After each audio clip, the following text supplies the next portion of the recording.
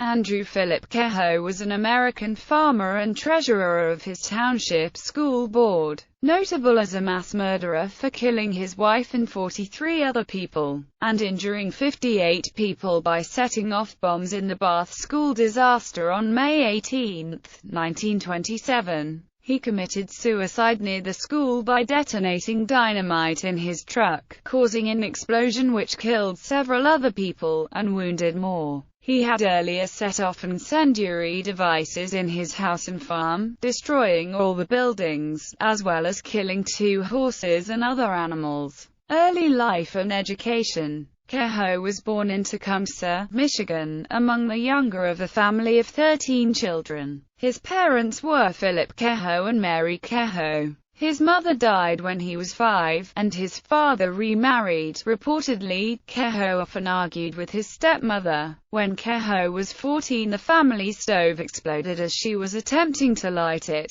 The oil fuel soaked her, and she caught fire. He watched his stepmother burn for a few moments before throwing water from a bucket on her. Due to the oil-based nature of the fire, the water exacerbated the flames. She later died from her injuries. Allegations were made that the stove had been tampered with. Kehoe attended Tecumseh High School and Michigan State College, where he studied electrical engineering. There he met his future wife, Ellen Nellie Price, the daughter of a wealthy Lansing family. After college, Kehoe went west, working for several years as an electrician in St. Louis, Missouri. During this period, in 1911, he suffered a severe head injury in a fall. Marriage and family. After his return to Michigan, he married Nellie Price in 1912, and in 1919 the couple bought a 185-acre farm outside the village of Bath from Nellie's aunt for $12,000. He paid $6,000 in cash and took out a $6,000 mortgage. Personality.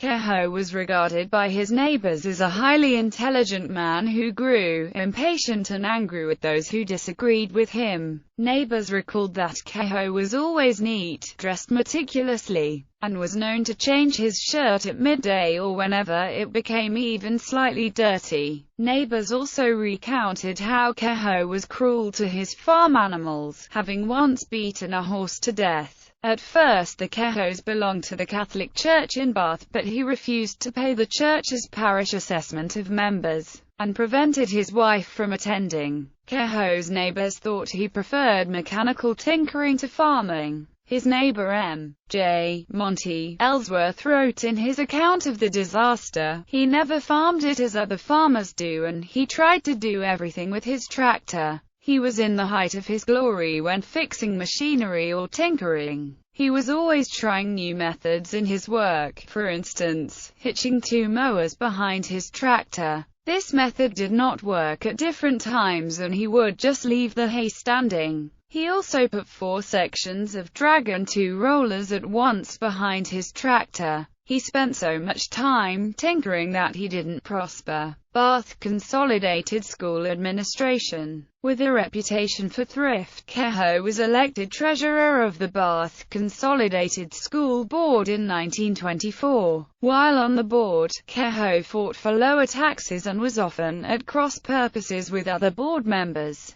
voting against him and calling for adjournment when he didn't get to his way. He repeatedly accused Superintendent Emery Hike of financial mismanagement. While on the school board, Kehoe was appointed as the Bath Township Clerk in 1925 for a short period. In the spring 1926 election, he was defeated for the position, and was angered by his public defeat. His neighbor Ellsworth thought Kehoe started planning his murderous revenge against the community at that time. His neighbor, McMullen, noticed that Kehoe stopped working altogether on his farm in his last year, and thought he might be planning suicide. During this time, Nellie Kehoe was chronically ill with tuberculosis, and had frequent hospital stays. At the time, before antibiotics, there was no effective treatment or cure for the disease. By the time of the Bath school disaster, Kehoe had ceased making mortgage and homeowners insurance payments. The mortgage lender had begun foreclosure proceedings against the farm. Bath School disaster. The Bath School disaster is the name given to a series of explosions detonated by Kehoe on May 18, 1927, in Bath Township, Michigan, which killed 45 people, and injured at least 58. Most of the victims were children in the 2nd to 6th grades attending the Bath Consolidated School. The deaths constitute the deadliest act of mass murder in a school in U.S. history. Between May 16, when she returned home from a hospital stay, and the morning of May 18, Kehoe killed his wife. He moved her body to a farm building before setting off incendiary explosions in their house and farm buildings. About the same time, he had arranged timed explosions in the new school building. The materials in the north wing exploded as planned, killing many students and some adults inside. Kehoe had set a timed detonator to ignite dynamite and hundreds of pounds of pyritol at the school, which he had secretly bought and planted in the basement of both wings over the course of many months. The second 500 pounds of explosives in the south wing did not detonate, so that part of the school was not destroyed. As rescuers started gathering at the school, Kehoe drove up, stopped, and in a struggle with the school superintendent, detonated dynamite inside his shrapnel-filled truck, killing himself and Superintendent Hike, as well as killing and injuring several others.